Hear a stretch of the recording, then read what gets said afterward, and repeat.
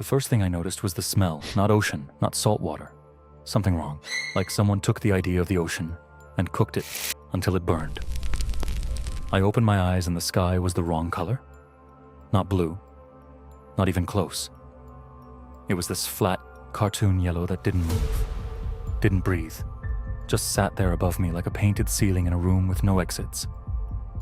I was standing on sand, but the sand was too orange, too perfect. Every grain the same size. That's when I heard it. Laughter. Coming from everywhere and nowhere. High-pitched.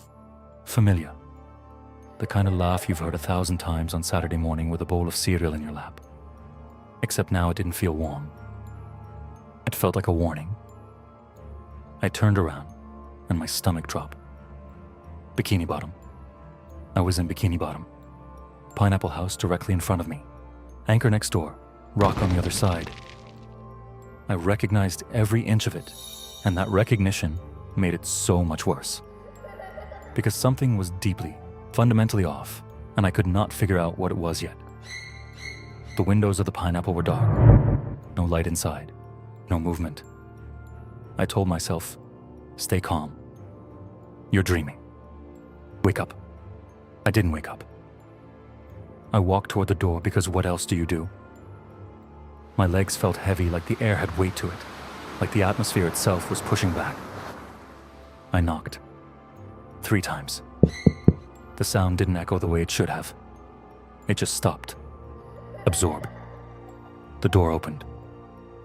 You have to understand, I knew what SpongeBob was supposed to look like. Square. Yellow. Big eyes. Smile that takes up half his face. What opened that door was almost that. Almost. The proportions were wrong. The eyes were too far apart. The smile was there, but it didn't reach anything. Like someone had described a smile to a person who had never seen one, and they did their best. He stared at me and said nothing. I said, hey. My voice came out quieter than I expected. He tilted his head. Slow.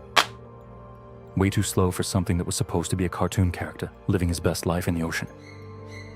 Then he said, come inside. And his mouth didn't move right when he said it. I should have run. I know that. You know that.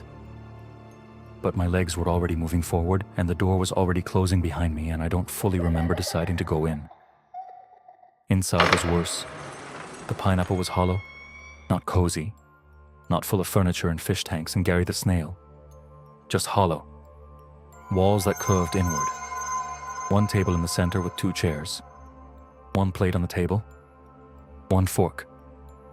Gary was in the corner. He wasn't moving. His shell was facing me. I didn't want to see his face. SpongeBob sat across the table and gestured at the empty chair like this was completely normal. Like I had been expected. I sat because I didn't know what else to do. He pushed the plate toward me. On it was a Krabby Patty. And I know how that sounds. I know. But listen to me. The smell coming off that thing was not food. I cannot explain it. It just wasn't food. I'm not hungry, I said. You have to eat, he said. Still with that wrong smile. Still with that mouth that moved slightly after the words came out. I stood up. I said, I need to leave. I need to go home right now. That's when Patrick walked in. Except Patrick came through the wall. Not a door. The wall. Like the wall just accepted him and closed behind him. He was smiling too. Same smile. Too wide. Too still. Both of them just looked at me. I ran. I hit the door and it opened, which surprised me. I expected resistance. I expected it to be locked. It opened easy and I stumbled out onto that too orange sand, and I started running toward the edge of the town. There had to be an edge. Cartoons have edges. There's always somewhere the background just stops. Squidward's house passed on my left. I didn't look at it. I heard something from inside that I am not going to describe. The Krusty Krab came up ahead. Closed. Dark. I kept running. Then the sky changed. That flat yellow started flickering, like a dying bulb. Like the whole thing was a screen and the screen was failing. And in those flickers, I could see something behind the yellow. Something dark. Something that was watching through the yellow the way you watch through a window. I stopped because my legs stopped.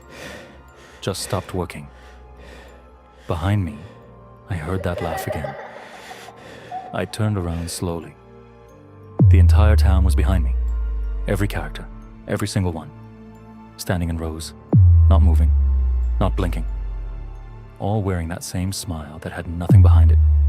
Sandy, Mrs. Puff, Larry the lobster, the fish that always screamed and ran. All of them, just standing. SpongeBob was at the front. He walked toward me and I still couldn't move. He got close enough that I could see that his eyes weren't right up close. There was nothing behind them. Just the idea of eyes.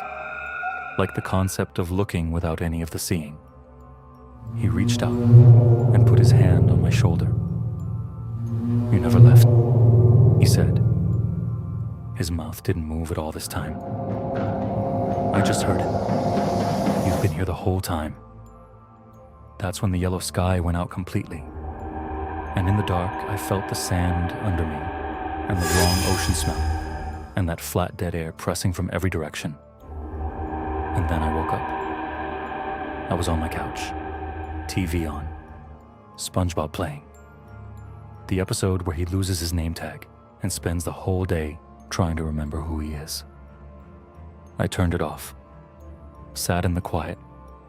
My hand went to my shoulder, where he had touched it. It was warm. Way too warm. I haven't watched it since.